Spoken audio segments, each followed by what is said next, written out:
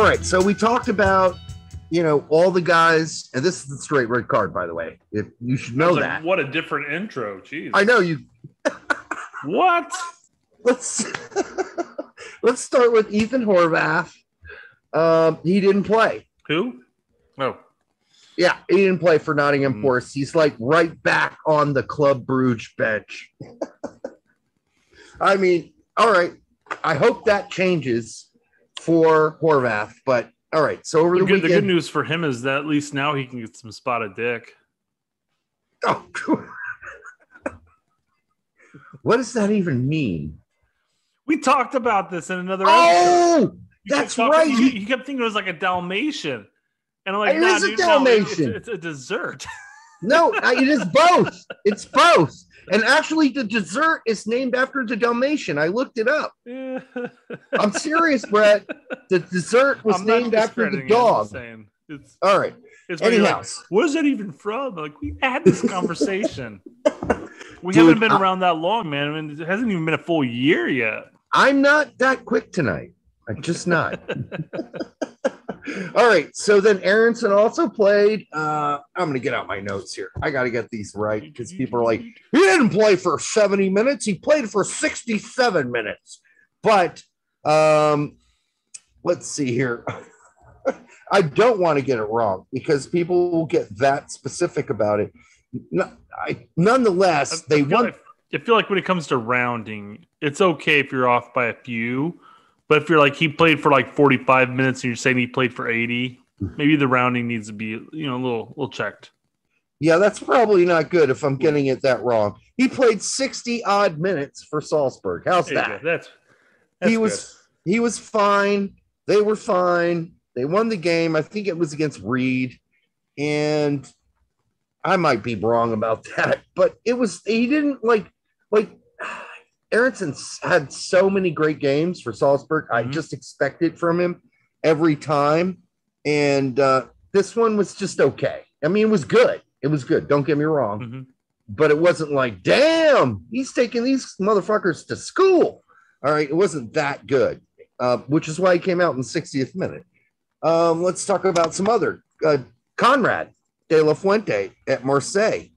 Didn't play full 90. They pulled him out at 90, and he had a hockey assist, and he played well, and he's playing himself, Brett, into the discussion going forward out wide. Yeah, I mean, he loves to take his players on 1v1. It screams a very like a right or left sided. Well, he's going to be competing, I guess, left with Pulisic, but. Very similar style set to that front, like where he likes to take his players on and he can play out right too. He can play out right as well. I mean, I'm sure. At that point, again, we've had this conversation off air, but yeah, at that point, any of our wingers can move from left to right, and I feel like certain players are more efficient when they can cut into their dominant foot. So that's why like Pulisic out left works because when he cuts in, he's cutting into his dominant foot. But now dominant foot's important. And you know what? Pulisic can pass the ball with his left foot too. So I'm gonna say okay, but you wouldn't want him cutting in on the left because his left foot's not dominant.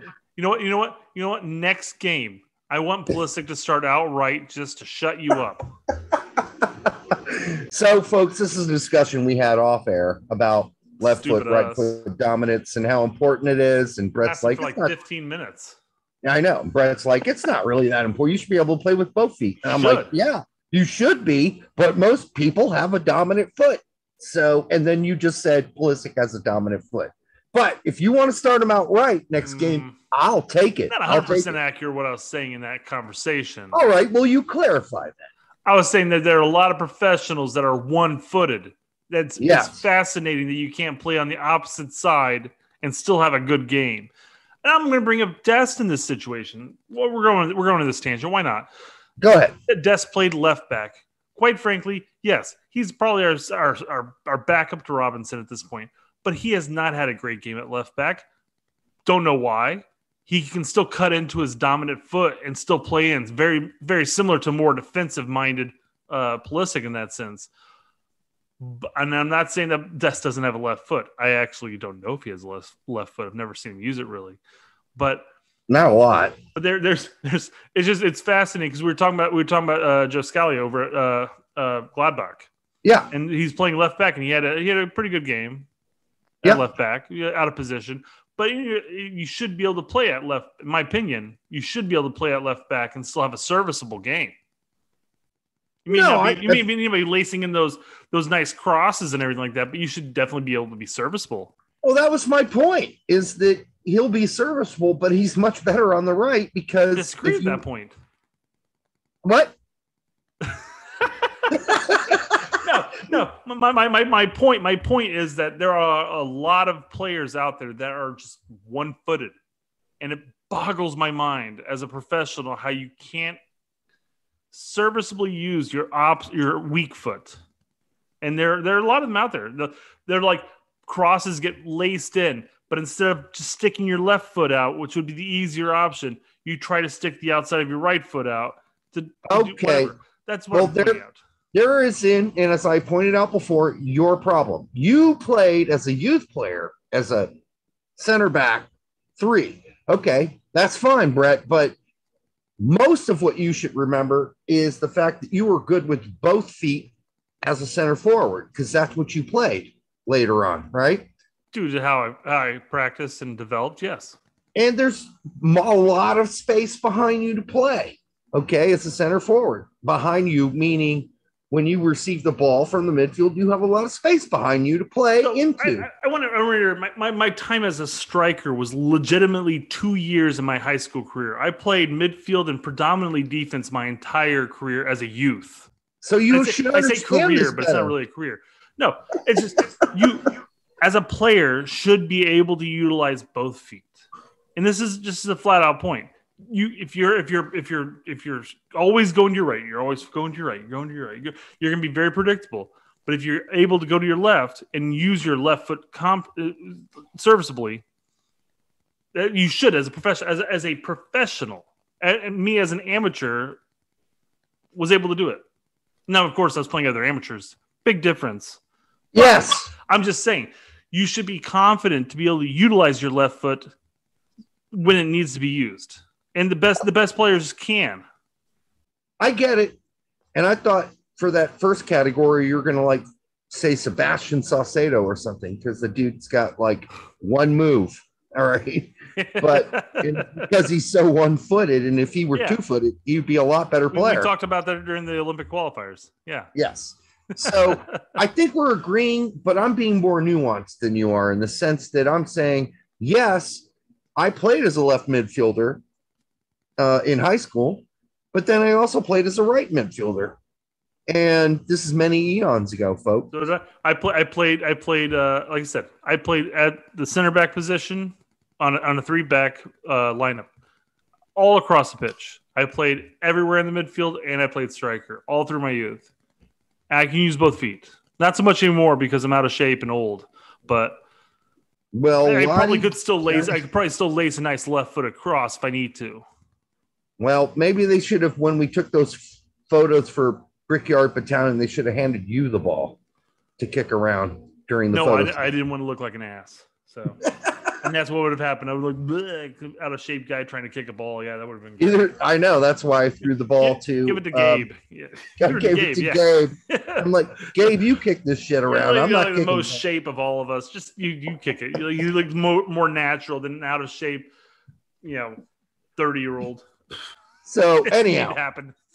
Bottom line is, okay, we're finishing up with Conrad at Marseille, and the funny fucking thing I find about Marseille is they play some of the weirdest formations I've ever seen. And I think this weekend they played a 3-2-2-3, a 3-2-2-3. Who the fuck plays a 3-2-2-3? Anyhow, it worked. They won. So what would that be called? Like the dumbbell? I mean, I'm not sure. It's not like the empty bucket was obvious, but I mean, 3-2-2-3. That's gotta be like a dumbbell. Yeah, it's like two penises touching. There we go. Shaft to shaft. Tip to tip, not shaft to shaft. Okay, All I right. see where you're okay, I'm with you now. Let's move on. Tanner Tessman also played for 10 minutes and extra time for Venezia, or as told by an Italian, I need to do Venezia. That's how I'm supposed to pronounce that. I'm like, dude, I'm not going to do it like that. All right, I'm that would make me sound like a poser. I don't talk with my hands. It's okay. Actually, it's funny. I'm talking with my hands right now. That's because you're channeling your inner Italian. I am. As soon as we hit Venezia, I got all handy. And they played Frosinone in the Coppa Italia. And, there's not much to say about Tessman except for he didn't look out of place and that he missed his penalty kick during the penalty kickoff. So I heard from Pete, because Pete wasn't able to watch the game, but his commenters in his live stream mentioned it, that he played more of an 8, which is interesting. Which is also his number. Yeah. Oh, is it? Nice. It worked out nicely. It did. It did. It was all perfect. But to see him get playing time, no, Busio did not play, and no, Eric Palmer Brown is not there yet. Busio just recently got quote unquote signed. Like, it was just like finally approved like a handful of days ago. I know, it took a while. So of course he's not going to play. No, he just got off the plane. Yeah. No Novakovic though for Frosinone. Not even on the bench. I don't know what's going on there. He must be injured. I don't know. It didn't say he was injured when I read the reports. So I don't know what's going on there. Maybe they're trying to. Who fucking knows? All right. So Alan Sonora played 90 for Independiente. That's in Argentina. For those of you who aren't following that, it's probably good to kind of keep him in your mind. He's playing a lot for a really good Argentinian team. Midfielder, we're not like overflowing at midfield. Yeah, it is weird how we as American fans and stuff like that completely ignore South America. I don't. I'm going to lump myself and say I do. So, I mean, not that I should, but it's just fascinating that I'm sitting here going like, oh, yeah, okay, that's cool. Well, that guy, why isn't he getting a chance, So, yeah. No, this is a glaring hole in our development as a nation. Speaking of a glaring hole, we're about to fall into one time-wise. So I'm just going to run a bunch of these down, and you're just going to round.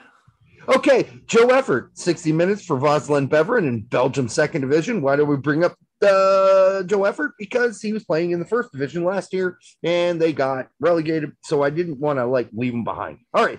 Manuel Sabi, 80 for OB, same shit. Didn't really do that much. Matt Reticchio, 10 for Liverpool. And Brett, you can stop me if you have anything to add. For the U23s, we got the weirdest thing, dude. Here's the weirdest report of the weekend. Shaturo Odunze came in the game for Leicester City's U23s for 20 minutes as a left back. What the fuck is going on in goddamn Leicester City? He's a goalkeeper. COVID. Now, the only way I might... Sorry, I can't say COVID. Monetized. That's all right. We'll blank that out. Exactly. But the only thing that I'm thinking might have happened, so I don't know all the details, is that so they left the keeper on. He came in and replaced the left back, and maybe the keeper is a really good left back, and they switched. And Shaturo Odunze played goalkeeper. Then I went on transfer market. I looked at the game report, and they're like, now we have no idea what position Odunze played. So now I'm baffled. All right. Well, congrats for making the pitch. Yeah, good being on that grass.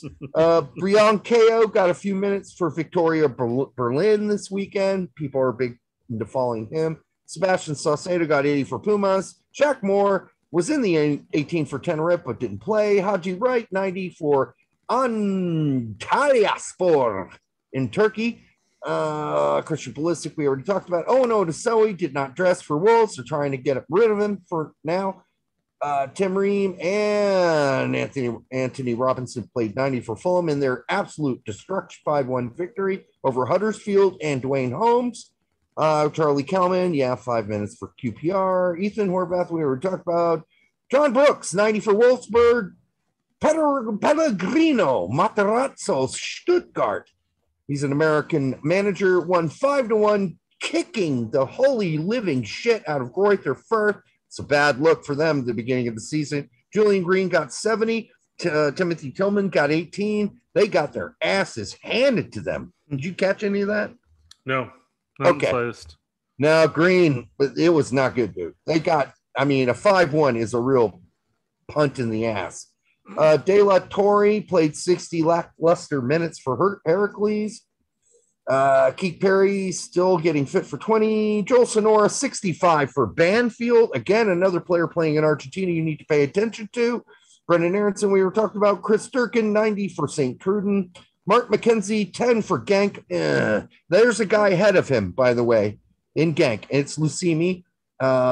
He's a Venezuelan, I believe. And even though they were ahead like 3-2-0 at one point, they still didn't put McKenzie in, but he did get 10 minutes. I don't know if that's looking as promising for McKenzie as I thought going into the season. He had a solid enough preseason in the sense that he was getting like 90 minutes every game.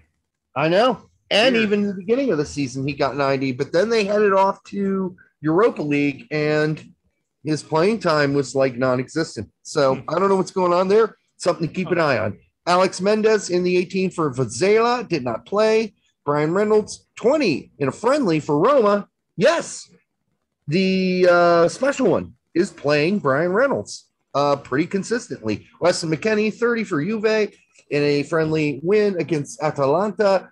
And that is it, Brett. We have covered everybody. Well, not everybody, but everybody that's worth talking about. How's that? I didn't realize there was going to be a Yanks report right there. Holy shit. We did it, folks. I hope you enjoyed it. I hope that was helpful. Until the next time on the Straight Red Card, cheers.